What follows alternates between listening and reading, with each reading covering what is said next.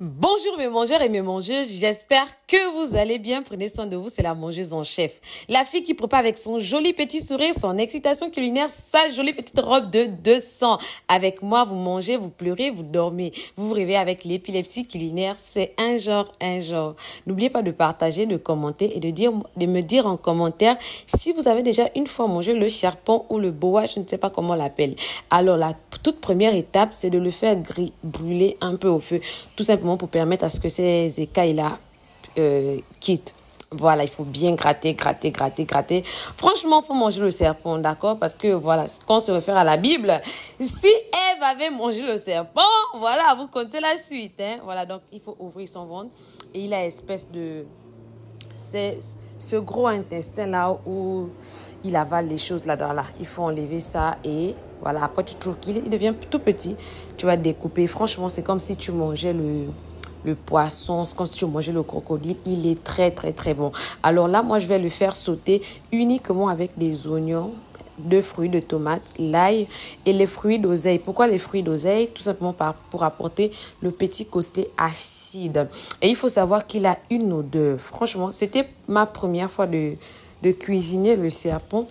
Il a une odeur particulière. Donc, si tu ne l'assaisonnes pas bien, si tu ne le gères pas bien, voilà, si l'odeur là se retrouve dans le plat déjà prêt, ah là là, je n'imagine pas.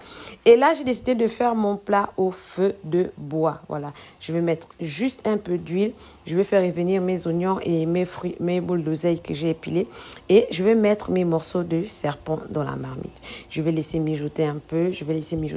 Et là, je vais mettre le boubouet saveur légumes. Bien sûr, même le serpent, on l'assaisonne. Voilà, pour avoir une très bonne goût. En tout cas, c'est une viande. C'est une très bonne viande. C'est comme si tu mangeais du poisson ou bien du crocodile. Donc, tu vas laisser mijoter comme ça. Tu laisses mijoter. Le boubouet va parfumer. Voilà, tu vas tourner.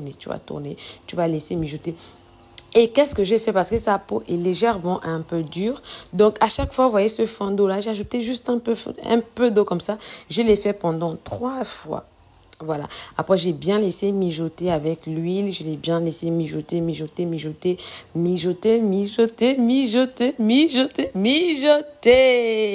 Franchement.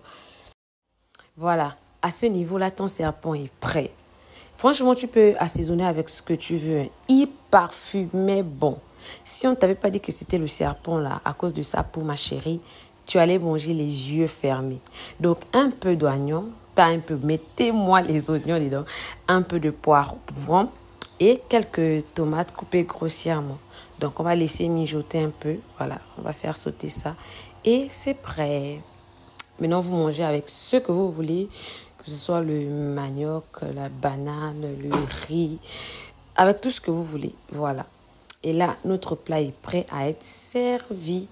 Franchement, moi, j'ai aimé cuisiner le serpent. Déjà, c'était ma première fois et c'est pas difficile à cuisiner. Il faut juste bien assaisonner pour qu'il ne soit pas, comment dirais-je, pour qu'il n'y ait pas son odeur forte.